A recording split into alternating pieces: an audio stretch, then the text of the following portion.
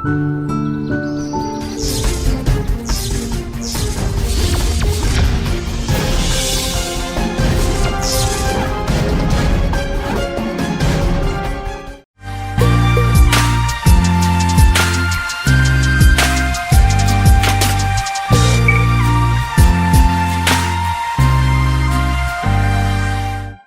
కాకి దేవుడి కోసం ప్రార్థన చేస్తుంది. నిద్రాహారాలు మానేసి మరీ ప్రార్థన చేస్తుంది. చివరకు దేవుడు ప్రత్యక్షమయ్యాడు. దేవుడు కాకిని అడిగాడు, ఏమిటి నీ కోరిక అని. కాకి అంది, దేవా, ఎందుకు నాకు ఇలాంటి బ్రతుకునిచ్చావు? నన్ను నల్లగా పుట్టించావు. ఎవరూ నన్ను ఇష్టపడరు. నేను ఎవరి ఇంటి మీదైనా వాలితే నన్ను తరిమేస్తారు. నాతో ఎవరూ సెల్ఫీ దిగరు. నా రంగు, నా రూపం చూసి నాకే అసహ్యం వేస్తుంది అన్నది. దేవుడు, నా సృష్టి నీకు నచ్చలేదు, నీ కోరిక ఏమిటో చెప్పు అన్నాడు దైవం. నన్ను హంసలా మార్చు. అది చాలా తెల్లగా ఉంటుంది, నీటిలో హాయిగా తిరుగుతుంది, అందరూ దానిని చూడటానికి ఇష్టపడతారు అంది. అప్పుడు దైవం అన్నాడు, ఒక్కసారి నువ్వు కనిపిస్తున్న హంసతో మాట్లాడిరా, తరువాత నిన్ను హంసలా మారుస్తాను అన్నాడు. కాకి హంస దగ్గరకు వెళ్ళింది, జరిగిన విషయం చెప్పింది. అప్పుడు హంస అంది, నా బాధ ఎవరికి చెప్పుకోను?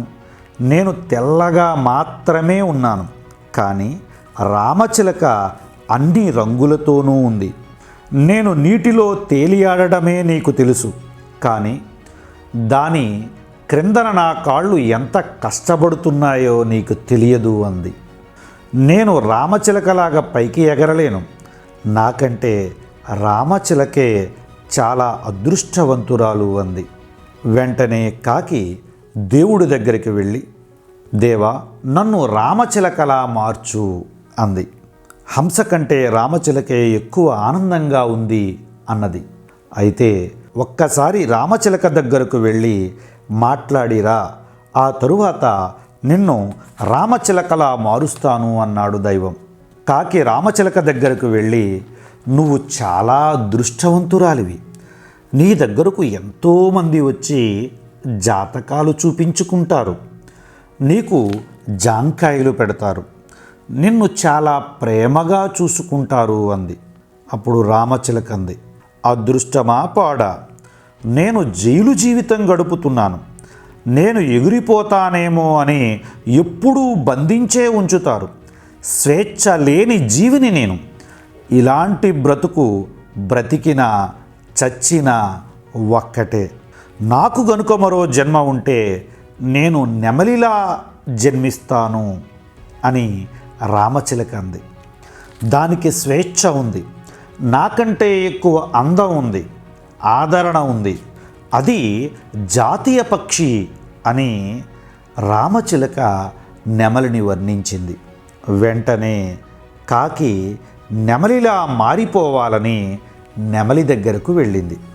ఓ నెమలి, ఇలా రా, పక్షులన్నిటిలోనూ అందమైన దానివి నువ్వు, గొప్పదానివి నువ్వు, గొప్ప నాట్యగత్తెవు నువ్వు, పుడితే నీలాగానే పుట్టాలి అని పొగిడింది. నెమలి అంది, నాకంటే ఈ ప్రపంచంలో దురదృష్టవంతమైన జంతువు ఏదీ లేదు. ఎందుకంటే ఏ వేటగాడు ఎప్పుడు నన్ను వేటాడి కూర వండుకు తింటాడో తెలియదు, ఎవరు ఎప్పుడు నా వెంట్రుకలు పీక్కుని వెళతారో తెలియదు. అంతర్జాతీయంగా నాకున్న డిమాండ్ వల్ల నన్ను పట్టుకుని ఏ దేశానికి ఎగుమతి చేస్తారో తెలియదు. ప్రతి క్షణం ప్రాణభయంతో బ్రతకటం కంటే చావటమే మేలని నాకు అనిపిస్తుంది. నెమలి కాకి వైపు చూసి కాకితో అంది, కాకి మావా, జీవితం అంటే నీది. నువ్వు స్వేచ్ఛాజీవివి. నువ్వు ఎక్కడికైనా వెళ్ళవచ్చు. నిన్నెవ్వరూ పట్టుకోరు, నిన్నెవ్వరూ వేటాడరు. ఎప్పుడైనా చికెన్ బిర్యానీ, మటన్ బిర్యానీ గురించి విన్నావు తప్ప కాకి బిర్యానీ గురించి ఎప్పుడైనా విన్నావా? కాబట్టి నీకు పూర్తి రక్షణ ఈ ప్రపంచంలో ఉంది. నువ్వు చాలా అదృష్టవంతురాలివి. నాకు మరో జన్మ ఉంటే నేను కాకిలాగే జన్మించాలని దేవుణ్ణి ప్రార్థిస్తాను అని నెమలి కాకితో అంది. అప్పుడు దేవుడు ప్రత్యక్షమయ్యాడు. కాకితో పాటుగా యావత్ మానవాళికి తన సందేశాన్ని వినిపించాడు.